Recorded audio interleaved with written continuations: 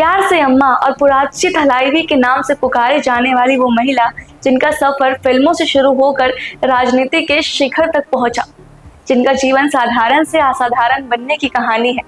नमस्कार, भारत लोक पर आपका स्वागत है। हाईकमांड के एपिसोड नंबर 8 में आज हम बात करेंगे जय जयललिता की, जिनकी कहानी सुनने के बाद आप भी कहेंगे कि जिंदगी में मेहनत और हिम्मत से कुछ भी मुमकिन है। ये कहानी है एक साधारण लड़की की जिसने अपनी किस्मत खुद लिखी है। जयललिता का जन्म 24 फरवरी 1948 को हुआ। उनके पिता का निधन तब हो गया जब वो केवल 2 साल की थी।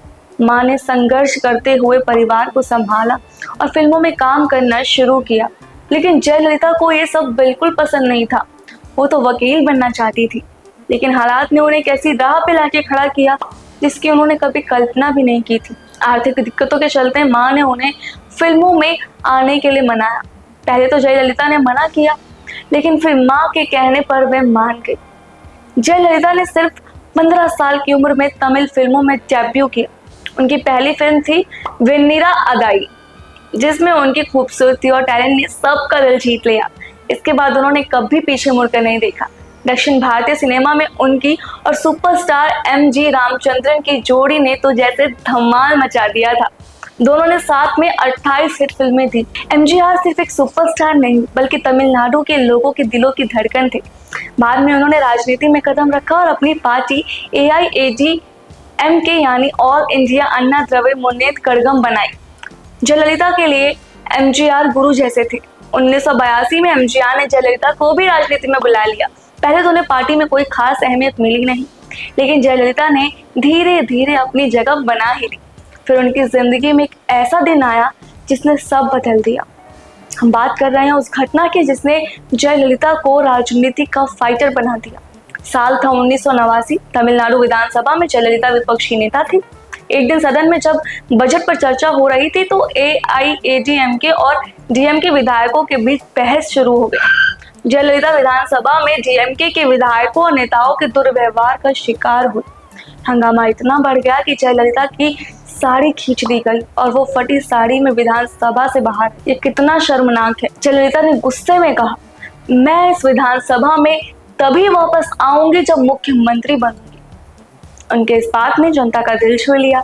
1991 के चुनाव में उनकी पार्टी ने भारी जीत दर्ज की और जयललिता पहली बार तमिलनाडु की मुख्यमंत्री बनी। उन्होंने गरीबों और महिलाओं के लिए कई योजनाएं शुरू की। अम्मा कैंटीन जैसे स्कीम ने उन्हें अम्मा का दर्जा दिया। इन कैंटीन में गरीबों को केवल 1 या 2 रुपए में खाना मिलता था। उन्होंने महिलाओं को मुफ्त सिलाई मशीन, सस्ते गैस सिलेंडर और सस्ती दवाइयों की सुविधा भी दी। उनके इन कदमों ने उन्हें जनता के बीच बेहद लोकप्रिय बना दिया। लेकिन जयललिता का सफर आसान नहीं था। 1996 में उन पर भ्रष्टाचार के आरोप लगे और उन्हें जेल जाना पड़ा।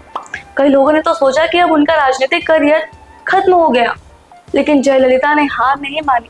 2001 में उन्होंने जबरदस्त वापसी की और फिर मुख्यमंत्री बनी और इस बार उनका शासन पहले से भी ज्यादा मजबूत था। लोग उन्हें अब एक नेता नहीं बल्कि अम्मा मानने लगे थे। फिर 5 दिसंबर 2016 को जयललिता का निधन हो गया। उनकी मौत से पूरा तमिलनाडु शोक में डूब गया।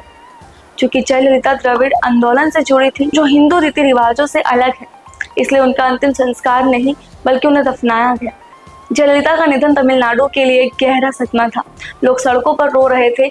अम्मा के जाने से राज्य में मातम छा गया। जयललिता सिर्फ एक नेता नहीं थी, वो तमिलनाडु की जनता के लिए माँ जैसी है। उनके संघर्ष, योजनाएं और जनता से जुड़ाव ने उन्हें अमर बना दिया। उनकी कहानी हमें सिखाती है कि जिंदगी में चाहे कितनी भी मुश्किलें आए, अगर हिम्मत और मेहनत हो तो सब मुमकिन है। जयललिता आज भी तमिलनाडु के लोगों के दिलों में अम्मा बनकर जिंदा है। आपको इनकी कहानी कैसी लगी हमें कमेंट बॉक्स में ज़रूर बताएं।